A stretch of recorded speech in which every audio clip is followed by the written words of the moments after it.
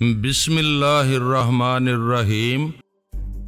میں بہت گناہگار انسان ہوں۔ اگر اللہ تعالیٰ مجھ پر مہربان ہے تو یہ صرف اس کی صفت ہے، ورنہ مجھ میں ایسی کوئی خوبی نہیں کہ وہ مجھ پر مہربان ہو۔ میں نے حقیقتاً اپنے دل میں عاجزی کا ایک عجیب سا سوز محسوس کرتے ہوئے کہا سبحان اللہ۔ وہ گویا جھوم کر بولا۔ آفاق خاموش اور دم بخود بیٹھا تھا، وہ جیسے کہیں کھو سا گیا تھا۔ تم کیا سوچ رہے ہو آفاق؟ میں نے پوچھا۔ وہ جیسے چونکتے ہوئے بولا سر میں سوچ رہا تھا کہ دنیا آپ جیسے دولت والوں کو اور ہم جیسے فلم والوں کو بہت برا سمجھتی ہے۔ یہی سمجھتی ہے کہ ہم تو گناہوں کی دلدل میں گردن تک غرق رہتے ہیں اور شاید کبھی بھول کر بھی خدا کو یاد نہیں کرتے۔ ہم شاید دنیا میں فرعون کے پیروکار ہیں، لیکن کوئی اندازہ نہیں کر سکتا کہ ہمارے دلوں میں کتنا گداز اور کتنا خوف خدا ہے۔ ہمارے ارادے کمزور ہیں، ہم گناہ گار ہیں، ہر قدم پر ہم سے کوئی نہ کوئی گناہ سرزد ہوتا ہے، لیکن ہمیں کم از کم اس کا احساس تو ہے۔ اس دنیا میں بے شمار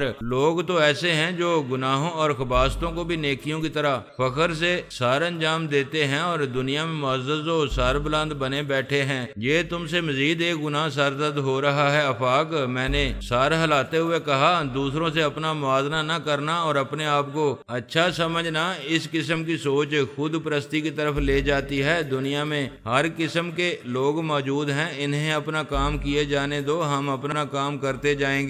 پھر میں نے نسیم سجاد کی طرف متوجہ ہوتے ہوئے کہا آپ بتائیے نسیم صاحب کیسی گزر رہی ہے؟ بس کیا بتاؤں چودھری صاحب، وہ پہلو بدلتے ہوئے بولا۔ ابھی تک معلوم ہوتا ہے کوئی خواب دیکھ رہا ہوں، ہر لمحے دھڑکا سا لگا رہتا ہے کہ کہیں ٹوٹ نہ جائے۔ کل تک فلم انڈسٹری میں کوئی مجھے جانتا نہیں تھا، آج سب میرے گھر حاضری دے رہے ہیں۔ کل میں کسی سے ملنے کی کوشش کرتا تو شاید وہ 2 منٹ کے لیے مجھے اپنے دفتر میں بھی نہ بلاتا۔ آج ایک فلم ساز نے مجھے اپنے بنگلے میں بیڈ روم کا بڑا پیارا اور سجا سجایا پورشن دے دیا ہے۔ ایک پروڈیوسر نے اپنی پرانی گاڑی میرے حوالے کر دی ہے، ایک نے اپنے خرچ پر ڈرائیور میرے ہمراہ کر دیا ہے، اور یہ سب اس وقت میں ہے کہ میں نے کسی کے لیے کام کی حامی نہیں بھری۔ میں نے تو سب سے کہہ دیا ہے کہ بھئی میں تو چودھری صاحب کا ادنا سا غلام ہوں، میرا قلم تو بس انہی کے لیے وقف رہے گا جنہوں نے میری غربت اور گمنامی میں عزت دی، میرا ہاتھ تھاما اور ہر طرح سے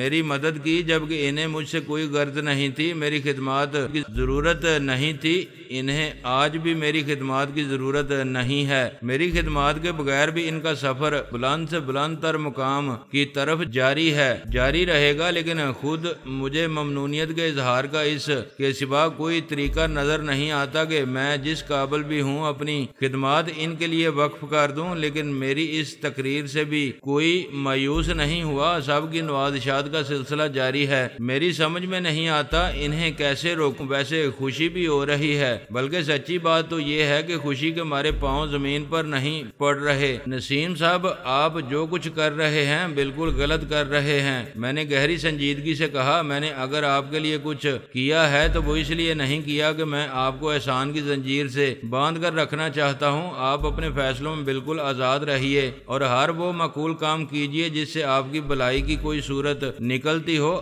آپ کسی کے لیے بھی خواہ کتنا ہی کام کریں، کسی کو کتنی ہی ترجیح دیں، اس سے ہمارے آپ کے تعلقات پر کوئی اثر نہیں پڑے گا۔ آپ نے اپنی عمر کے سنہرے سال پہلے ہی احمقانہ قسم کی غلامی میں گزار دیے، بلکہ گنوا دیے۔ میں نہیں چاہتا کہ باقی عمر آپ غیر ضروری ممنونیت میں ضائع کر دیں۔ جس کے لیے دل چاہے کام کیجیے، اپنی پوری توانائی سے کام کیجیے، زیادہ سے زیادہ کام کیجیے، جتنے کنٹریکٹ پورے کر سکتے ہیں اتنے ضرور سائن کیجیے۔ آپ کے حصے کا جتنا بھی عروج کا دور رہ گیا ہے اس سے ضرور استفادہ کیجیے، یہی میری خواہش ہے اور یہی میرا مشورہ۔ ہمیں تو آپ کے حکم پر چلنا ہے چودھری صاحب، وہ 2 ٹوک لہجے میں بولا۔ آپ اجازت دے رہے ہیں تو دوسروں کے لیے بھی کام شروع کر دیں گے، آپ منع کریں گے تو وہیں ہاتھ روک لیں گے۔ نہیں میں آپ کو منع نہیں کروں گا، میں نے مسکراتے ہوئے کہا۔ مجھے نسیم سجاد کو دیکھ کر واقعی خوشی ہو رہی تھی۔ وہ عمدہ قسم کی سیاہ شیروانی اور سفید پجامے میں تھا، خوش خوشحالی کی چھاؤں میں قدم رکھے اسے چند ہی دن ہوئے تھے، لیکن پہلے سے بہت مختلف آدمی دکھائی دینے لگا تھا۔ صاف ستھرا اور نکھرا سا چہرے پر عجیب سی چمک آ گئی تھی، قد و کال سے خود اعتمادی جھلکنے لگی تھی۔ یہ تغیر مجھے بارہا دیکھنے کا اتفاق ہوا تھا اور ہر بار میں حیران ہوئے بغیر نہیں رہ سکا تھا۔ غربت میں آدمی زنگ لگے برتن کی طرح ہوتا ہے، گھر کے کونے میں پڑا رہتا ہے، نظروں کو بھلا نہیں لگتا، گرہن لگا چاند ہوتا ہے جسے دیکھنے کے لیے لوگ گردنیں اونچی نہیں کرتے، نظر چراتے ہیں۔ خوشحالی اس زنگ آلودہ برتن پر پالش کر دیتی ہے، اس میں چمک دمک آ جاتی ہے، چاند کا گرہن دور ہو جاتا ہے۔ خوشحالی اور عروج زیادہ ہی آ جائے تو آدمی عید کے چاند کی طرح ہو جاتا ہے، لوگ چھتوں پر چڑھ چڑھ کر دیکھتے ہیں اور بڑے اہتمام سے دیکھتے ہیں۔ آفاق مجھ سے مخاطب ہوا، بہرحال نسیم صاحب 2 فلمیں تو ہمارے لیے بھی لکھ رہے ہیں، دونوں ایکشن فلمیں ہوں گی۔ نسیم صاحب سے ایکشن فلمیں لکھواؤ گے؟ میں نے مسکراتے ہوئے کہا، بھئی یہ دھیمے اور رنجانے مرنج قسم کے آدمی ہیں، ان سے تو میوزیکل اور رومانٹک قسم کی فلمیں لکھواؤ، یہی تو آپ کو معلوم نہیں ہے چودھری صاحب۔ آفاق جلدی سے بولا، دھیمے اور رنجانے مرنج قسم کے آدمی ایکشن فلمیں بہت اچھی لکھ سکتے ہیں۔ نسیم صاحب تو کئی کامیاب ایکشن فلمیں لکھ چکے ہیں، لیکن وہ بھی اسی دور میں ریلیز ہوئی ہیں جب ان کی جگہ نصیر نواز کا نام چل رہا تھا۔ ویسے بھی شاید آپ ہماری انڈسٹری کے سب سے بڑے ایکشن رائٹر سے نہیں ملے ہیں، جن کا ہیرو سب سے اونچا بولتا ہے، ہمیشہ ناقابل شکست رہا ہے اور جس نے لاٹھی اور گنڈاسے سے کشتوں کے پشتے لگا دیے ہیں۔ نہیں، میرا خیال ہے مجھے ان سے ملاقات کا اتفاق نہیں ہوا، میں نے ذہن پر تھوڑا سا زور دیتے ہوئے کہا۔ وہ بھی بڑے دھیمے رنجانے مرنج اور دان پان سے آدمی ہیں، آفاق نے بتایا۔ پھر وہ فلسفیانہ سے لہجے میں بولا، لکھنے والے اپنے ادھورے خواب لکھتے ہیں چودھری صاحب، وہی کچھ زیادہ لکھتے ہیں اور اچھا لکھتے ہیں جن کی ان کی اپنی زندگی میں کمی ہوتی ہے۔ فلموں میں تو خیر بھیڑ چال کا مسئلہ بھی آ جاتا ہے، پروڈیوسر کے حکم اور پبلک کی ڈیمانڈ کے مطابق بھی لکھنا پڑتا ہے، لیکن انسانوں اور کہانیوں کی دنیا میں تو آپ کو میرے نظریے کے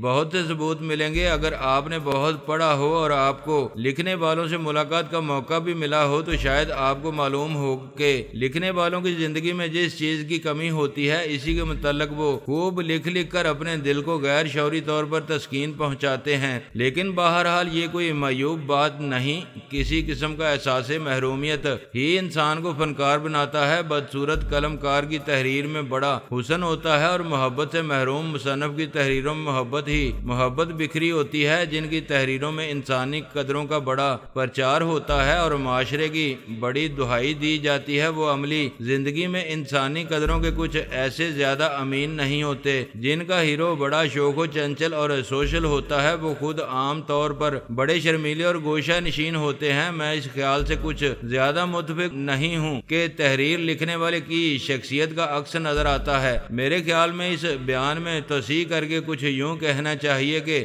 اکثر تحریروں میں ان کے لکھنے والوں کی تشنہ تکمیل تمناؤں کا عکس نظر آتا ہے۔ بھئی میں یہ دعویٰ تو نہیں کر سکتا کہ میں نے بہت پڑھا ہے، میں نے آہستگی سے کہا، لیکن مجھے یاد ہے نوجوانی میں دنیائے ادب کے ایک بہت بڑے مزاح نگار کی کہانیاں بڑے شوق سے پڑھتا تھا۔ لگے بندے ان کے کردار تھے جن کا تعلق آسودہ حال گرانوں سے تھا۔ ان کا ہیرو ہمیشہ دراز قد، کھلنڈرے، خوبرو اور رومانٹک ہوتا تھا، بہت لطف آتا تھا ان کی کہانیاں پڑھ کر۔ کچھ عرصہ پہلے اسلام آباد میں ایک پارٹی میں اتفاقاً ان سے ملاقات ہوئی تو مجھے لگا کہ نوجوانی میں وہ بالکل ویسے ہی رہے ہوں گے جیسا ان کا ہیرو ہوتا تھا۔ ایسی مثالیں بھی ہوتی ہیں لیکن بہت کم ہوتی ہیں، اکا دکا لکھنے والوں کی شخصیت ان کی تحریروں سے مشابہ نظر آتی ہے۔ آفاق احمد بولا، ویسے میں سمجھ گیا ہوں آپ کس مزاح نگار کا ذکر کر رہے ہیں، میں انہیں تھوڑا بہت جانتا ہوں۔ ان کے افسانوں اور شخصیت میں صرف یہی مماثلت ہے کہ ان کا ہیرو دراز قد، کھلنڈرا اور خوبرو ہوتا ہے اور وہ خود بھی اسمارٹ ہیں، لیکن اور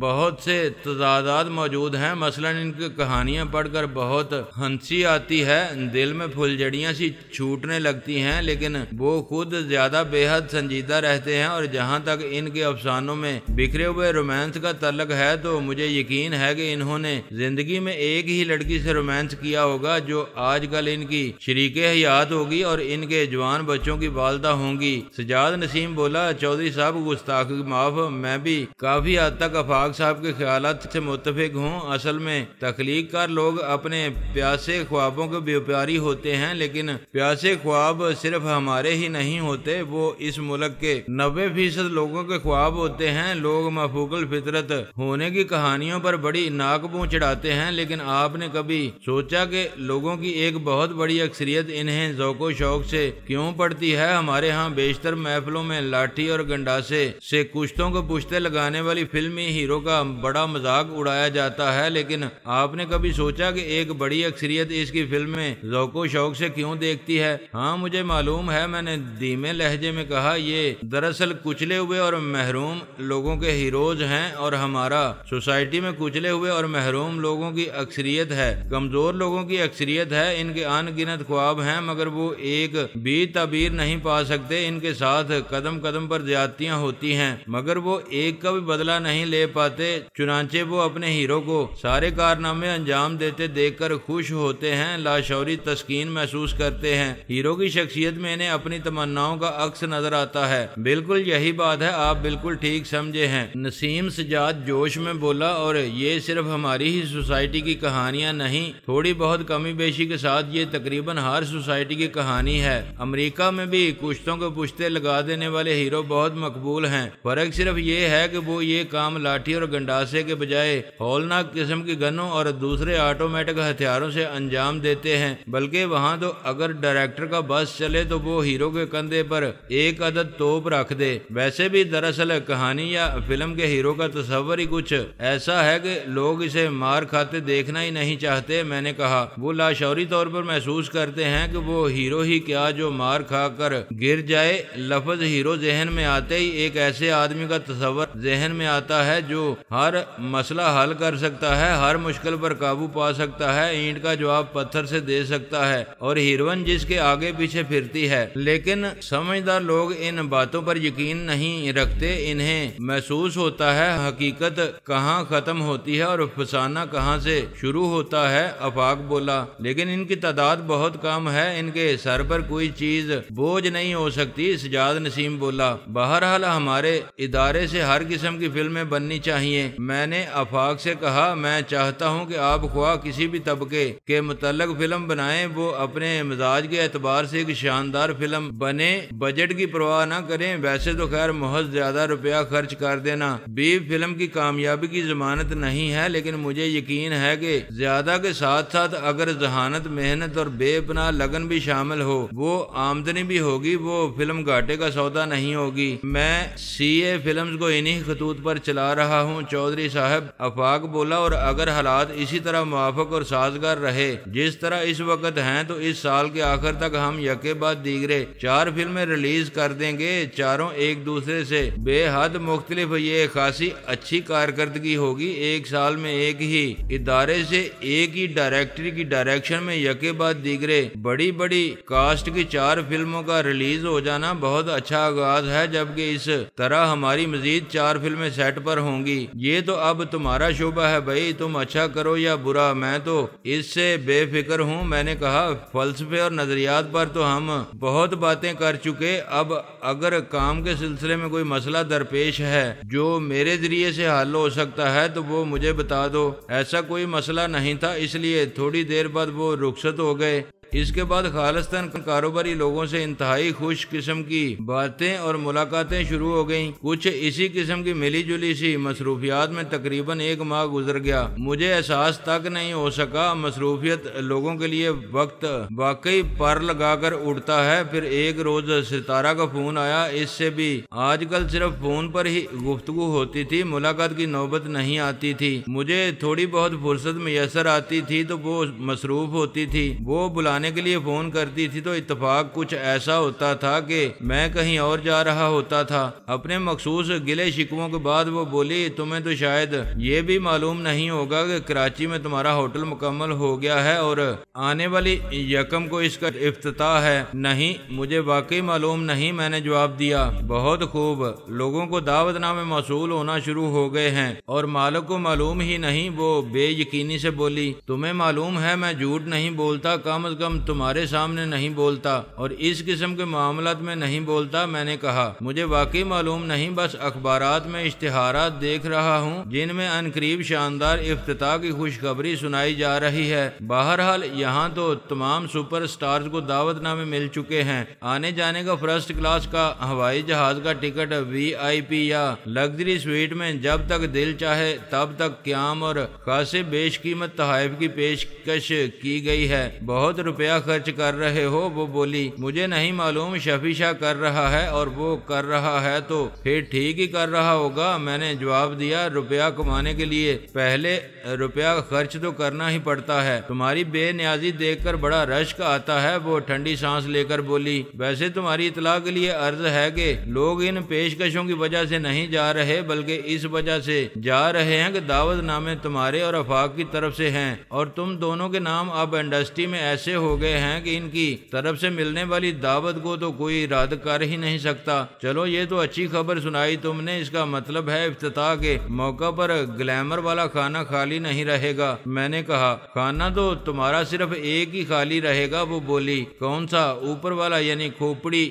میں نے پوچھا۔ نہیں، کھانا دل۔ وہ بولی بد دعائیں تو مت دو، کھانا دل میں تو ایسے ایسے حسین آباد ہیں کہ اگر دیکھ لو گی تو جل کر کباب ہو جاؤ گی، اور کباب بھی ایسا جس نے لپسٹک لگا رکھی ہوگی۔ جن کے دلوں میں زیادہ حسین آباد ہوتے ہیں آخر میں انہی کے دل سب سے زیادہ ویران رہ جاتے ہیں۔ وہ بولی بکواس چھوڑو، یہ بتاؤ تم کب کراچی جا رہی ہو؟ میں نے سنجیدگی سے پوچھا۔ میں تو تمہارے ساتھ جانا چاہتی تھی۔ وہ بولی تم میرے چکر میں مت رہنا، میرا کچھ پتہ نہیں ہے، میں تو شاید ایئرپورٹ سے سیدھا عین افتتاح کے وقت پر ہی ہوٹل پہنچوں، اسی لیے تو شفیع شاہ مجھے ہر روز کے پروگرام سے آگاہ نہیں کر رہا۔ میں نے ہی اسے منع کر رکھا ہے کہ اس تردد کی ضرورت نہیں، بس مجھے تو افتتاح سے صرف ایک آدھ دن پہلے اطلاع دے دی جائے، میں تو اسی طرح بگدڑ میں جاؤں گا۔ جبکہ تم فلم سٹارز کے 100 نخرے ہوتے ہیں، تم اپنے فلمی لوگوں کی پلٹن میں سے ہی کسی کے ساتھ پروگرام بنا لینا، وہیں کراچی میں ہی ملاقات ہوگی۔ ہاں بھائی، بڑے لوگوں کی بڑی باتیں۔ وہ ٹھنڈی سانس لے کر بولی تمہارے پاس فلم انڈسٹری کی صفحے اول کی ہیروئن کے ساتھ سفر کرنے کا وقت کہاں ہے؟ ہم تو اب تمہارے لیے کم تر سی چیز ہو گئے ہیں۔ بات کم تر اور برتر کی نہیں، لو کی دم۔ میں نے اسے ڈانٹا، بات موقع محل کی ہے، میرا یہ پورا مہینہ بہت زیادہ مصروفیت کا ہے۔ خیر ٹھیک ہے، تو پھر میں کسی ہینڈسم سے ہیرو کے ساتھ جانے کا پروگرام بناتی ہوں، اسی کے سویٹ میں ٹھہر جاؤں گی۔ اپنی دانش میں وہ مجھے چڑھانے کے لیے بولی تمہیں کوئی اعتراض تو نہیں ہوگا؟ ہرگز نہیں، مجھے تو بہت خوشی ہوگی، میں نے بلا تامل جواب دیا۔ وہ گویا ذہن پر زور دیتے ہوئے بولی لیکن انڈسٹری میں ہینڈسم ہیرو ہے ہی کون جو مجھے سب سے زیادہ پسند تھا اور ہینڈسم لگتا تھا؟ وہ اب 50 کی عمر کو پہنچ رہا ہے، ایک فلم میں اسے میرے ابا جان کے رول میں کاسٹ کیا گیا ہے۔ دوسرا جو مجھے تھوڑا سا پسند ہے، اس کی بیوی اتنی خونخوار ہے کہ اگر میں اس کے شوہر کے ساتھ چلی گئی تو وہ اپنے شوہر کو جان سے مار دے گی۔ تیسرا ابھی مجھے تھوڑا سا پسند تھا لیکن اس کی تو پہلے ہی 3 بیویاں ہیں، یہی کل 2.5-3 ہیرو ہیں انڈسٹری میں۔ کیسی تنگ دستی کا عالم ہے، انسان کسی کو سفر میں ساتھ بھی نہیں لے جا سکتا، اور یہ تو ابھی 4 قدم کی سفر کی بات ہو رہی ہے، زندگی کے سفر کی نہیں۔ مجھے بھی ترس آ رہا ہے تم پر، میں نے